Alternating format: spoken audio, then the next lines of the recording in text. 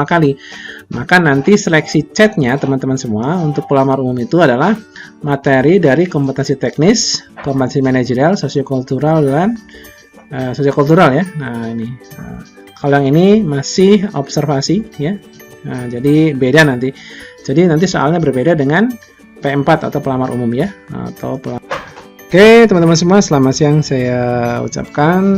Pada kesempatan kali ini saya akan memberikan informasi berkaitan dengan mekanisme seleksi untuk P3 guru tahun 2023 teman-teman semua ya. Dimana untuk 2023 ini ada sedikit perbedaan ya, sekalipun masih menggunakan aturan lama yaitu Permendikbud nomor 20 tahun 2022.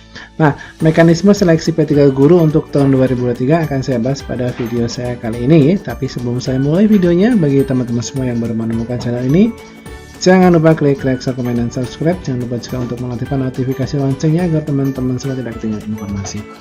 Oke teman-teman semua, mekanisme untuk seleksi P3 guru tahun 2023 ini ada dua kategori nih. Yang pertama adalah kategori untuk PG tahun 2021 atau guru lulus passing grade yang sudah memenuhi nilai ambang batas tahun 2021, itu tinggal penempatan saja teman-teman semua. Kemudian yang kedua adalah dengan menggunakan seleksi menggunakan CET UNBK nih teman-teman semua ya. Nah ini teman-teman semua ada dua perbedaan di sini ya. Yang pertama untuk guru lulus passing grade ini tinggal penempatan saja. Kemudian alur untuk penempatan guru lulus passing grade tentunya juga akan ada sendiri ya, akan saya bahas nanti setelah tampilan ini ya. Nah, setelah nanti penempatan selesai untuk guru lulus passing grade, nanti tentunya jika ada formasi maka nanti akan berlanjut untuk seleksi yang dengan menggunakan CET. Ini bagi teman-teman semua, bagi THK 2, kemudian guru honorer, kemudian guru lulusan PG dan non-ASN ya. Nah, ini teman-teman semua yang 2, 3, 4 ini wajib menggunakan CET ya. Ya, kalau untuk dulu ini hanya diberlakukan untuk teman-teman kita yang THK 2 dan honorer. Nah, ketika masih ada formasi setelah guru PG ditempatkan itu dengan observasi ya, dengan menggunakan penilaian dari kepala sekolah, teman sejawat, kemudian dari pengawas juga.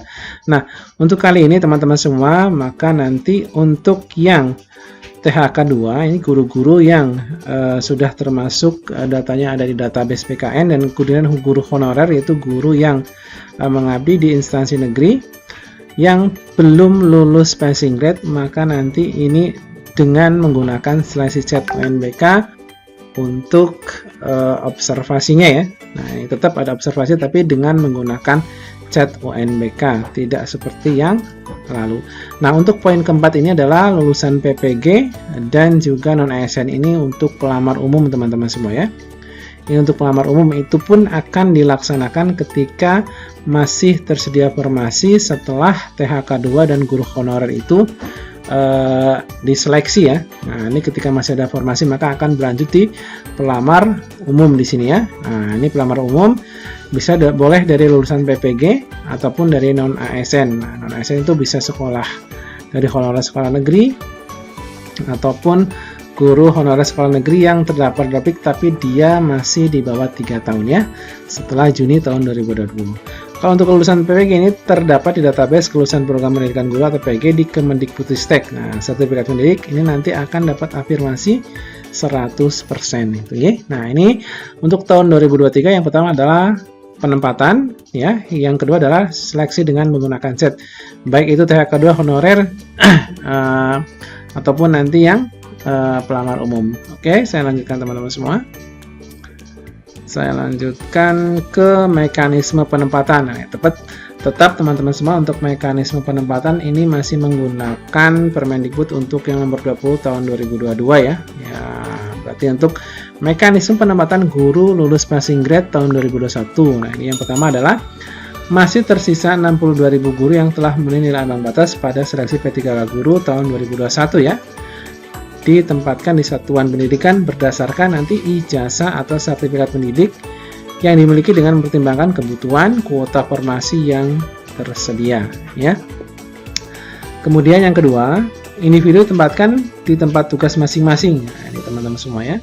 Makanya nanti ada urutan tersendiri. Kalau menunjuknya tempat tugas masing-masing berarti kan nanti diutamakan adalah yang THK 2 dan honor dulu ya. Beliau nanti masuk PG 1 atau masuk PG prioritas 1. Nah, sekolah asalnya di mana ya, akan begitu. Nah, sepanjang kebutuhan tersedia, apabila tidak terdapat kebutuhan di tempat tugas ya, maka nanti akan ditempatkan pada satuan pendidikan yang membutuhkan, dan tentunya satuan pendidikan tersebut tidak ada guru honorernya atau THK 2-nya, karena di sini aturannya tidak boleh menggeser guru honor atau THK 2 yang ada di sekolah yang bersangkutan. Yang ketiga teman-teman semua adalah prioritas penempatan dilakukan berdasarkan urutan kategori pelamar. Nah, yang pertama adalah yang akan ditempatkan dulu adalah P1 yang berasal dari THK 2, artinya yang database-nya sudah masuk PKN ya. Ini yang akan diprioritaskan pertama kali ya. P1 yang diprioritaskan pertama kali adalah THK 2 ya. THK 2 ini juga banyak nanti akan di ranking. Nah, setelah THK 2 nanti adalah prioritas berikutnya adalah guru honorer negeri ya. Nah, ini guru honorer negeri. Kemudian lulusan PPG. Nah, baru yang terakhir adalah guru honorer swasta. Nah, berarti nanti guru honorer swasta itu mendapatkan formasi ketika THK 2, honorer negeri dan lulusan PPG itu sudah ditempatkan ya. Nah, yang poin keempat, pada masing-masing kategori dilakukan urutan berdasarkan nilai yang diperoleh dari hasil tahun 2021. Jadi THK 2 jadi ranking, nanti yang ranking teratas yang akan mendapatkan. Honorer juga nanti di ranking ya, nilai yang tertinggi tentunya yang akan diambil pertama kali. Lulusan PG juga sama, bahkan nanti guru swasta pun nanti akan di ranking juga, sama-sama guru swasta lain ya, baru ditempatkan di sekolah yang membutuhkan, gitu ya. Nah, ini untuk di perankingan tentunya dari teknis dulu ya, nanti kalaupun soal jumlahnya sama, maka nanti dilihat nilai teknisnya yang tertinggi siapa ya. Kemudian manajemen sosial-kultural, wawancara, dan usia. Nah, ini juga usia menjadi bahan pertimbangan di sini ya. Oke. Kemudian peserta penempatan teman-teman semua, guru memenuhi nilai ambang batas pada seleksi P3 2021 untuk P1 berdasarkan kategori pelamar ya. Prioritas 2 berdasarkan nilai. Nah, ini teman-teman semua. Kemudian ini sudah saya jelaskan ya, THK 1 ini diselesaikan dulu nanti, baru honorer, PPG, dan swasta. Ini sebenarnya penjelasan dari sini. Kemudian jika pada seleksi ini masih tersedia formasi, barulah dibuka untuk seleksi selanjutnya itu untuk pelamar umum teman-teman semua. Oke. Yang kedua adalah mekanisme menggunakan CAT ya, mekanisme menggunakan CAT. Ini teman-teman semua. Seleksi menggunakan CAT dilaksanakan apabila masih tersedia kuota formasi P3 guru setelah penempatan bagi yang memenuhi nilai ambang batas. Jadi ketika nanti P1 sudah ditempatkan, masih ada kuota formasi, maka nanti akan berlanjut untuk THK 2 dan kemudian guru honorer ya. Nah, THK dan guru honorer. Kemudian yang kedua adalah seleksi meliputi seleksi kompetensi teknis, manajerial, sosio-kultural.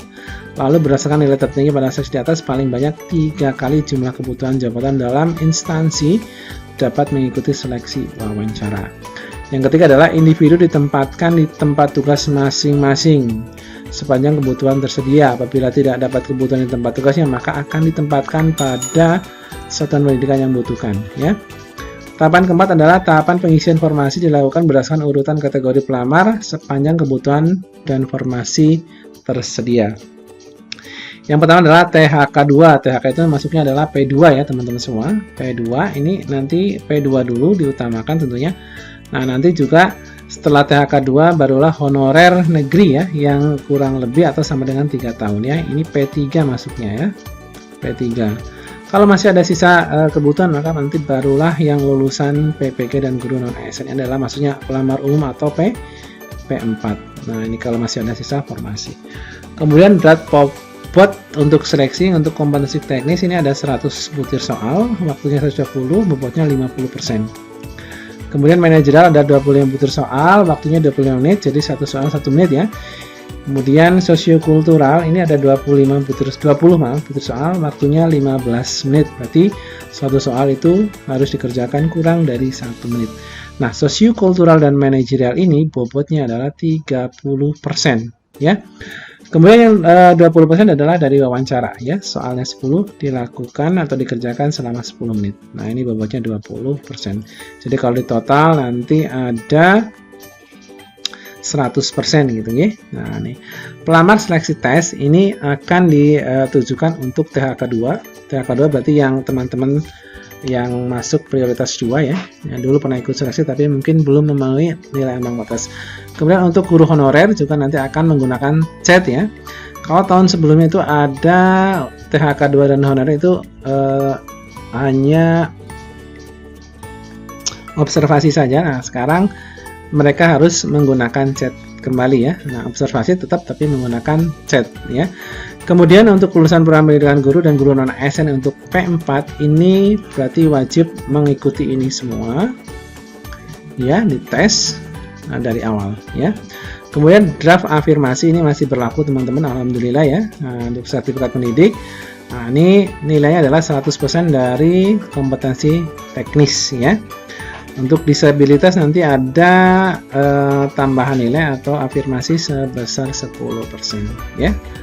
Oke.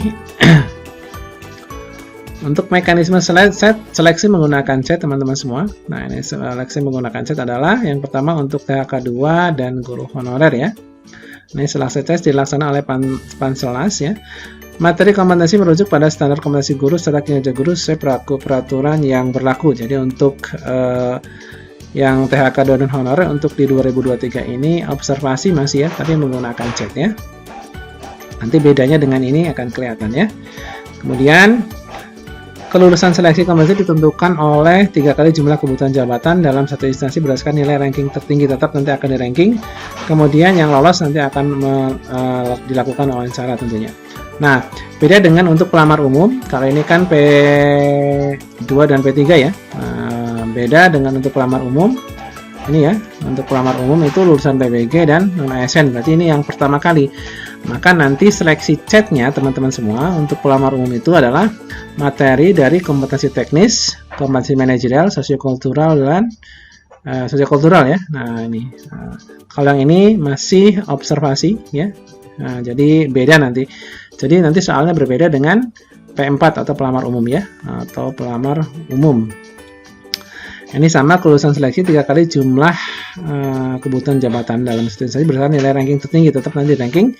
Kemudian nanti yang tertinggi akan dilakukan wawancara juga. Ini berbeda antara P2, P3 dan P4 teman-teman semua ya untuk tahun 2023. Kalau untuk tahun 2022 kemarin itu tidak menggunakan CET, tapi untuk 2023 nanti menggunakan CET. Cuma nanti soalnya tidak seperti yang pelamar umum. Oke, saya berikan ilustrasi teman-teman semua seleksi tahun 2003 untuk ilustrasi seleksi ya. Nah, ini saya tutorialkan di video saya berikutnya saja ya. Sementara ini adalah tutorial berkaitan dengan mekanisme menggunakan CET bagi teman-teman semua ya, atau mekanisme penempatan guru PG 2021 dan mekanisme seleksi menggunakan CET bagi P2, P3 dan pelamar umum. Terima kasih saya Iri. Assalamualaikum warahmatullahi wabarakatuh.